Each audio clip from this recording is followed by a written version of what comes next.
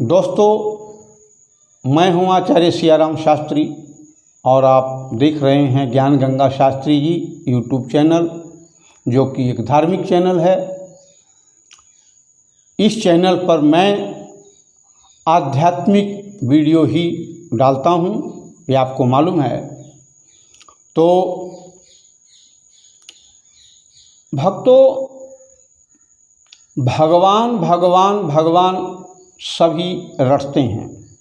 सभी धर्म गुरु उपदेश दे रहे हैं, भगवान का भजन करो, भगवान का सुमिरन करो। परंतु शास्त्र कह रहा है, मैं नहीं कह रहा हूं, बालकांड का 49वां दोहा, अति विचित्र रघुपति चरित जानहि परम सुजान, जय मति मंद विमोह बस हृदय धरहि कछुआन। ये जो परमात्मा का चरित्र है ना, भगवान की जो लीला है, बहुत विचित्र है, अद्भुत है, जिसे साधारण विद्वान नहीं, परम सुजान, हाँ, अति विद्वान और भक्त ही इस भगवान की लीला को समझ सकता है। और जो मतिमंद है लोग हैं, मूर्ख लोग, गवार लोग हैं, देशद्रोही विधर्मी हैं, वो मोह के कारण अपने हृदय में उन लीलाओं को कुछ और ही समझ बैठते हैं। ऐसे ही उदाहरण लेकर मैं आपके सामने प्रस्तुत हो रहा हूँ। बालकांड से शुरू है। ये उस वक्त की घटना है जब भगवान राम वनवास चले गए, सीता जी का हरण हो चुका है और शिव पार्वती जी रास्ते में चले जा रहे हैं। भगवान भोलेनाथ को भगवान से मिलने की बहुत इच्छा है, मन में तमन्ना है, रोमांच हो रहा है। तो वहाँ पर उसी समय उधर से भगवान राम और लक्ष्मण जानकी जी की खोज करते हुए आ रहे हैं और इधर से भोले बाबा मैया पार्वती के साथ, सती जी के साथ जा रहे हैं। रास्ते में ही दर्शन तो हो गया। दर्शन दो लोगों ने किया, माता ने भी किया और भोलेनाथ ने भी किया, लेकिन दोनों ने उस एक ही सीन को अलग अलग दो तरीकों से समझा। यही फर्क है। इसीलिए कहते हैं कि उनकी लीला बड़ी विचित्र है, हर कोई नहीं समझ सकता। जिस पर वो कृपा करेगा, जिसको समझाएगा, जिसको भगवान के चरणों में श्रद्धा है, विश्वास है, वही लोग समझ सकते हैं। वहाँ पर भगवान जब सीता जी का हरण हो गया है तो गोस्वामी जी लिखते हैं, विरह विकल नर इव रघुराई, खोजत विपिन फिरत दो भाई, कबहू जोग वियोग न जाके, देखा प्रगट विरह दुख ताके। जैसे एक संसारी मनुष्य अपनी पत्नी के वियोग में पागल हुए फिरता है, ठीक उसी प्रकार देखिए, लोग शास्त्र तो पढ़ते नहीं हैं, सुनी सुनाई बातों पर यहाँ साफ लिखा है, विरह विकल नर इव रघुराई। एक विरही की तरह, ना कि विरही है भगवान। भगवान को कोई विरह नहीं है, कोई दुख नहीं है, बल्कि वो एक इंसान का रोल कर रहे हैं। यहाँ भगवान का रोल नहीं कर रहे हैं। भगवान एक विरही इंसान जिसकी पत्नी गुम हो गई है, वो कैसे करता है, वो लीला यहाँ कर रहे हैं। तो उस लीला को करते हुए दोनों भाई जंगल में जानकी जी की खोज कर रहे हैं। गोस्वामी जी लिखते हैं कि जिनको कभी दुख का संयोग नहीं होता, जिनके पास दुख नाम की कोई चीज़ है ही नहीं है, जिनका नाम लेने मात्र से दुनिया के सभी दुख दर्द क्लेश समाप्त हो जाते हैं, आज उसी परमात्मा को प्रत्यक्ष रूप में हम दुखी देख रहे हैं। तो ये क्या है? इसीलिए पहले ही कहा गया उनकी लीला बड़ी विचित्र है। दिखाई तो दे रहा है कि वो रो रहे हैं और व्याकुल हैं, पर ऐसा कतई नहीं है। ये आप समझ लीजिए ध्यान से, अगर भगवान के भक्त हैं तो। भगवान तो लीला कर रहे हैं। क्या कर रहे हैं? लीला। लीला क्या होता है आप बता सकते हो? लीला कहते हैं नाटक को। जैसे आप लोग फिल्में देखते हो, सीरियल देखते हो, तो ये सब क्या है? नाटक है। तो इसी प्रकार जो भगवान यहाँ कर रहे हैं ये सब क्या है? नाटक है। फिल्मों में जो राम बना होता है, रावण बना होता है, हकीकत में न तो राम होता है न वो रावण होता है।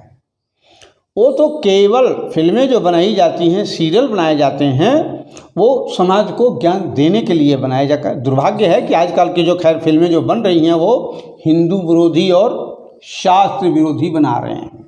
जी हाँ, और आप लोग हड़ताल करो, कुछ मत करो मेरे भाई। अगर आप सही मायने में हिंदू हो, सनातनी हो, तो इसका नाम हिंदू राष्ट्र रखने की जरूरत नहीं है। आप सभी पक्के कट्टर हिंदू बन जाओ। ऐसे लोगों की फिल्मों का बहिष्कार कर दो तो देखते हैं, भीख मांगने लग जाएगा कटोरा लेकर, आपके चरणों में आके गिर जाएगा। ऐसी गलती आगे से नहीं करेंगे। तो वो फिल्में देखता कौन है? हम ही और आप तो देखते हैं। तो उसके सेहत पर क्या असर पड़ता है? कुछ नहीं। खैर, तो ये सब कुछ लीला है और इस लीला को केवल भगवान के भक्त ही समझ सकते हैं। क्या सच में सीता जी का हरण हो गया है? आप में से कितने लोग बता सकते हैं कि सीता जी का हरण हुआ या नहीं हुआ? सीता जी का हरण हुआ ही नहीं है, क्योंकि जब रावण मारीच के पास गया तो भगवान राम क्या कहते हैं? अरण्यकांड में आपको ले चलते हैं हम। वहाँ पर लक्ष्मण गए बनहि जब कंदमूल फल लेन, जनक सुतासन बोले कौन बिहसी प्रिया सुख बैन। भगवान राम उस वक्त माता जी से कह रहे हैं जब लक्ष्मण जी वहाँ नहीं हैं, वन में फल फूल लेने के लिए गए हुए हैं, कि सुनहु प्रियाव्रत रुचिर सुशीला, मैं कछु करबी ललित नर लीला। हे प्रिय, मेरी बात तुम ध्यान से सुनो। कोई सुन तो नहीं रहा है? नहीं। मैं कुछ नर लीला करना चाहता हूँ। अब नर लीला मतलब जैसे सांसारिक लोग करते हैं वैसा सांसारिक रोल में करना चाहता हूँ। तब तक के लिए आप अग्नि में प्रवेश कर जाओ, जब तक कि मैं इन सभी उग्रवादियों का, जो इंसान के भेष में राक्षस हैं, उन उग्रवादियों का, आतताइयों का, देश विरोधियों का, धर्म विरोधियों का सफाया नहीं कर देता हूं, तब तक आप आग में निवास के।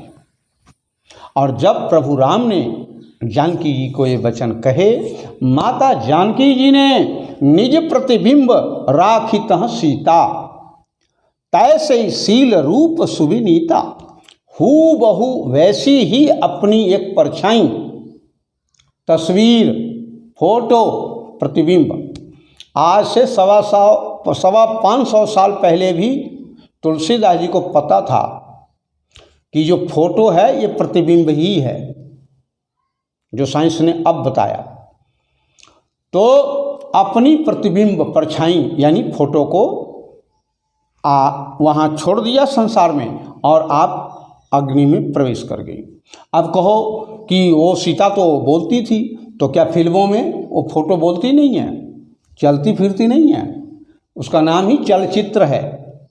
तो इसी प्रकार से एक साधारण भाषा में कहें तो एक फोटो जानकी जी ने अपनी फोटो हूबहू रख कर आप अग्नि में प्रवेश कर गए। अब बताइए जानकी जी कहाँ हैं? आग में। और जो बाहर हैं वो क्या है? फोटो। तो रावण किसे लेकर गया? फोटो को। फोटो ले गया ना। सीता का हरण कहाँ हुआ?